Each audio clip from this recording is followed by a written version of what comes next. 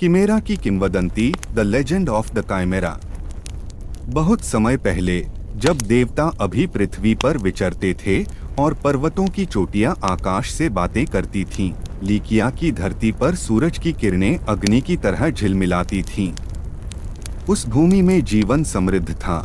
नदियां चांदी की तरह बहती थीं, खेत सोने की तरह चमकते थे और लोग मंदिरों में देवताओं के लिए प्रार्थनाएं करते थे। लेकिन उन्हीं पर्वतों के नीचे गहरी गुफाओं में कुछ धीरे धीरे जाग रहा था, कुछ ऐसा जो प्रकाश से नहीं, अंधकार से जन्मा था।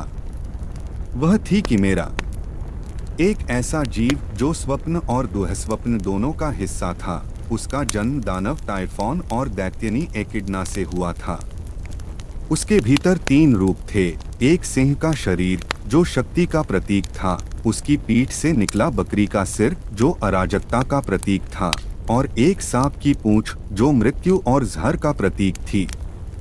जब वह चलती तो धरती कांपती, और जब सांस लेती तो अग्नि का धुआं आकाश को रक्तिम बना देता। उसकी गर्जना सुनकर जंगल मौन हो जाते, नदियां स्थिर हो जाती और गांव वाले अपने द्वार बंद कर लेते। कहा जाता था कि जो भी उसकी आंखों में देखता, उसके भीतर भय की लपटें जल उठती। पर्वतों की छाया में उसकी गुफा थी, जहां आग कभी बुझती नहीं थी। वही थी उसकी दुनिया, अकेली लेकिन ज्वलंत। फिर एक दिन जब लीकिया की धरती पर अंधकार छा गया और फसलें राख बन गईं, लोगों ने देवताओं की ओर रुख किया। उन्होंने पुकारा, हे ज़्यूस, हमें कोई रक्षक दो। तब देवताओं ने एक नायक भेजा, बेलरोफोन। वह युवक सुंदर था, लेकिन उससे भी अधिक साहसी। वह जानता था कि किसी मनुष्य में इतनी शक्ति नहीं कि किमेरा जैसी दानवी को हराया जा सके। इसलिए उसने आसमान की ओर देखा, जहां केवल एक साथी उसकी सहायता कर सकता था, पेगासस, पंखों वाला अश्व। किंवदंती कहती है कि पेगासस का जन्म मेडुसा के रक्त से हुआ था और वह देवताओं के बीच उड़ता था, तेज, पवित्र और स्वतंत्र। कोई मनुष्य उसे पकड़ नहीं सका था। लेकिन एक रात देवी एथेना बेलरोफोन के स्वप्न में प्रकट हुई और उसे एक सुनहरा लगाम दी। उन्होंने कहा, यदि तुम्हारा हृदय शुद्ध है तो यह घोड़ा तुम्हारा साथी बनेगा। अगली सुबह बेलरोफोन ने उस लगाम से पेगासस को वश में किया। दोनों का संबंध केवल शक्ति से नहीं, आत्मा से था। अब नायक तैयार था। जब किमेरा अपनी गुफा से निकली, धरती कांपी। उसकी गर्जना ने आकाश को फाड़ दिया। उसके हर कदम से धूल का तूफान उठता। वह गरजती और उसकी अग्नि खेतों को निगल जाती। तभी आकाश से एक उजली किरण उतरी। पेगासस अपने पंख फैलाए, उस पर सवार बेलरोफोन। किमेरा ने उसे देखा और दहाड़ मारी। उसकी ज्वालाओं ने वायु को पिघला दिया।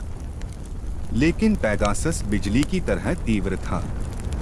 वह ऊपर नीचे झपटा और बेलरोफोन ने अपना भाला फेंका, परंतु वह भाला दानवी की कठोर त्वचा पर टूट गया। किमेरा हंसी, वह हंसी जो आग से बनी थी। पर बेलरोफोन विचलित नहीं हुआ। उसे एक पुजारी की बात याद आई। यदि आग को हराना है तो उसे उसकी अपनी गर्मी से निगलने दो। उसने अपने भाले में शीशे का एक टुकड़ा बांधा और दोबारा निशाना साधा। भाला सीधा किमेरा के अग्निमुख में प्रवेश किया। जैसे ही उसने गर्जना की, शीशा पिघल गया और उसकी ज्वालाएं उसके भीतर लौट आईं। एक भयानक चीख गूंजी, पर्वत कांपे, आकाश ने अपनी सांस रोक ली। फिर शांति छा गई। किमेरा धरती पर गिरी, उसकी आंखों की लौ बुझ गई, उसकी सांप की पूंछ धीरे से थम गई। बेलरोफोन उतरा और उसे देखकर मौन हो गया। उसने विजय नहीं, करुणा महसूस की, क्योंकि उसने समझ लिया था, यह जीव केवल विनाश नहीं था, यह प्रकृति की एक छाया थी, वही शक्ति जो सृजन और विनाश दोनों को जन्म देती है। उसने फुसफुसाया, तेरी याद सदैव जीवित रहे, अग्नि की पुत्री। कहते हैं, जब लीकिया की घाटियों में हवा गाती है, तो वह किमेरा की सांस है, एक स्मृति जो कभी नहीं बुझती। बेल्रोफोन अपने नगर लौटा, पर उसने स्वर्ण या मुकुट नहीं मांगा। उसने केवल आकाश की ओर देखा, जहां पेगासस उसे बुला रहा था। दोनों फिर उड़ चले बादलों के पार प्रकाश की ओर। और आज भी जब संध्या का सूर्य पहाड़ों के पीछे डूबता है, लोग कहते हैं हवा में एक हल्की गर्जना सुनाई देती है, न क्रोध की, न भय की, बल्कि स्मरण की। यदि आपको यह कहानी पसंद आई हो तो लाइक करें और हमारे चैनल को सब्सक्राइब करें। आपकी हर क्लिक इस कथा की ज्योति को जीवित रखती है।